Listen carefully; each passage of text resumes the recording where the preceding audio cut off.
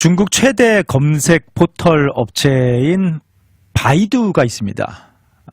바이두라고 어떻게 보면 옛날에 구글, 야후 같은 중국의 최대 검색, 한국의 네이버 같은 그런 최대 검색 포털 사이트인데요. 지금 바이두의 부사장이 공식적으로 사과를 하게 되는 그런 일이 발생을 했는데, 어떤 일이었냐면은 온라인상에서 개인정보 고의 누출 사건이 발생을 했습니다. 범인이 13세의 여학생이었는데요. 해프닝은 이렇습니다. 한국의 K-팝 걸그룹인 아이브라는 유명한 걸그룹이 있죠. 근데 그 걸그룹 멤버 중에서 장원영이라는 멤버가 있습니다.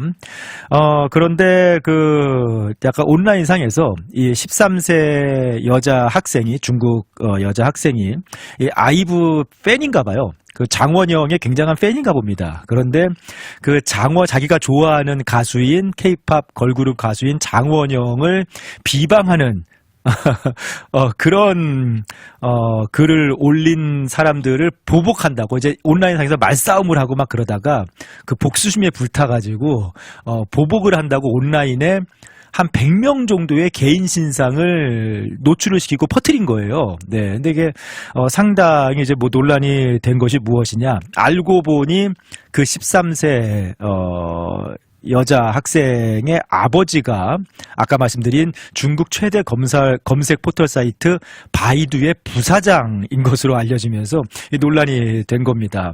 이 13세, 그러니까 바이두 부사장의 딸이 한참 온라인에서 장원영을 놓고 막 설전을 벌이면서 나는 캐나다 살고 있어서 너네가 신고해봤자 하나도 안 무서워, 막 이런 식으로 하고, 우리 아버지가 누군지 알아? 우리 아버지가 바이두 고위직에 있어, 막 이렇게 하면서 한 100명 정도의 개인 신상을 온라인에 막 퍼뜨려버린 거예요.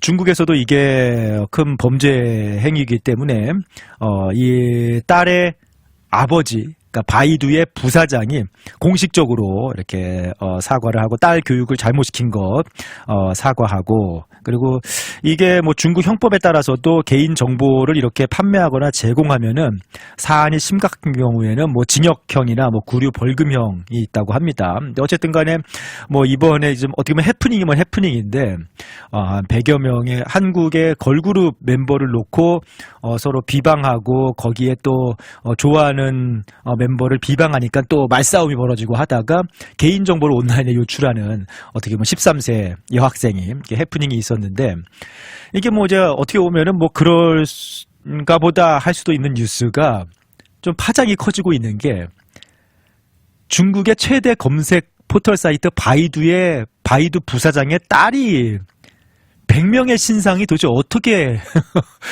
13세 딸이 이 100명의 신상 정보를 어디서 어떻게 취득해서 온라인에 공개했냐는 거예요.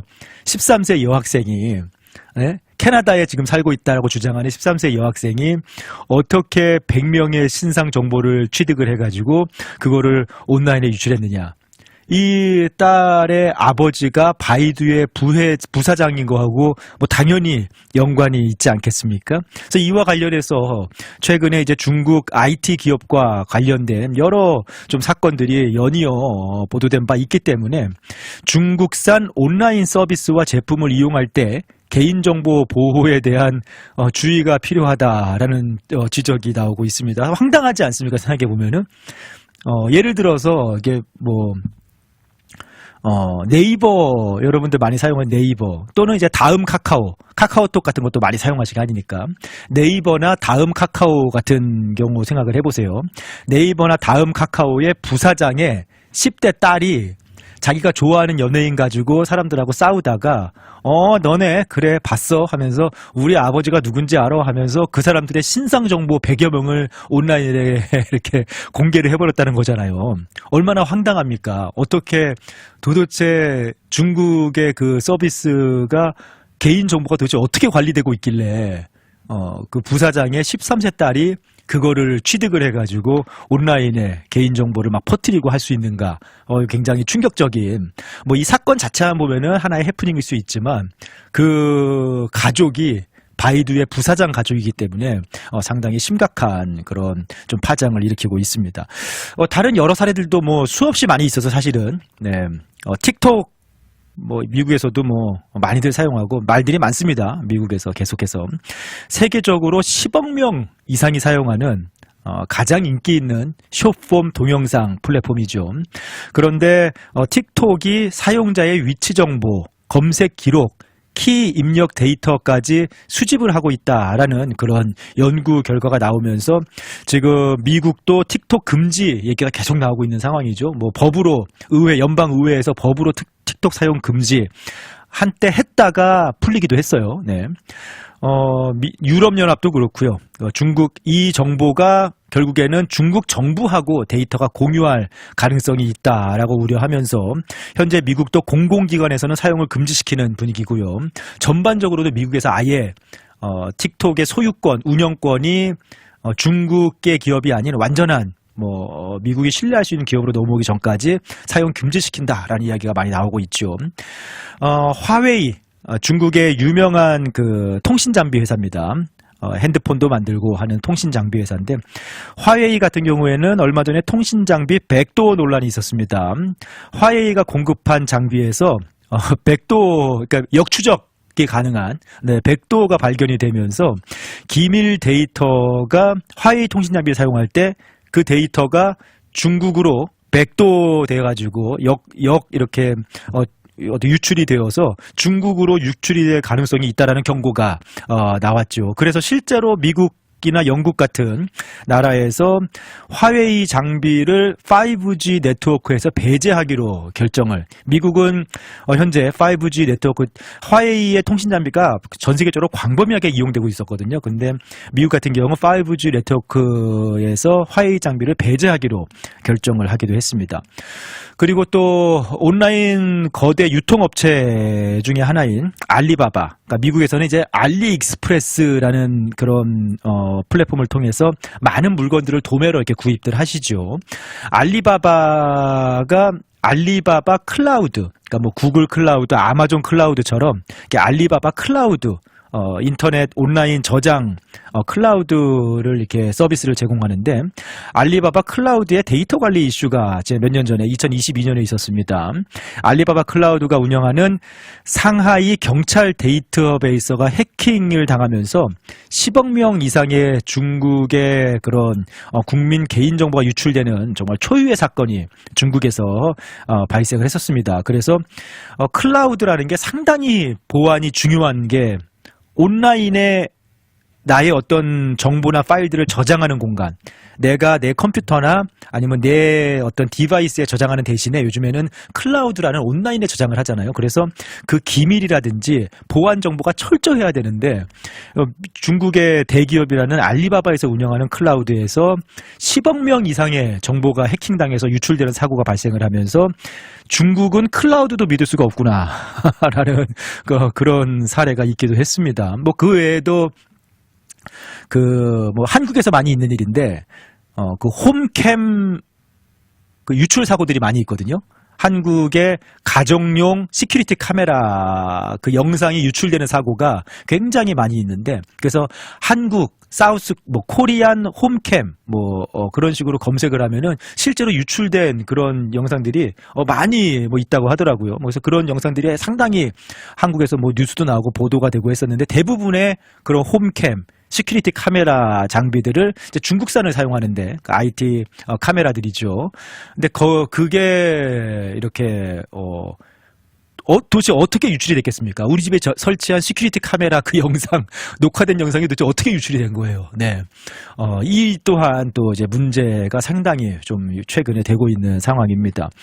이렇게 온라인에서 개인정보 유출 사고들이 많이 발생을 하는데 특히나 중국의 어떤 그런 서비스라든지 중국의 기계라든지 이런 걸 통해서 이렇게 개인정보 유출 사고라든지 또는 개인정보가 무단으로 이렇게 도용이 된다든지 너무나 쉽게 해킹이 된다든지 그런 사고들 사례들이 계속 발생을 하고 이번에 중국의 최대 포털 사이트 바이두 사례에서 보듯이 바이두 임원의 10대 딸이 그냥 손쉽게 고객 정보 100명을 그냥 자기하고 말싸움을 펼친 100명의 고객 신상 정보를 취득을 해가지고 온라인에 퍼뜨릴 수 있는 그런 허술한 보안 체계를 가지고 있다라는 게 알려지면서 각별히 요즘에 모든 것이 다 온라인화되고 클라우드화되고 다 이렇게 뭐 그렇게 관리가 되고 있잖아요. 사실 요즘에 누가 옛날처럼 뭐 웬만해서는 USB 드라이브에서 안 하고 다녀요. 다 온라인으로 처리를 하니까 파일들을 보내고 저장하고 공유하고.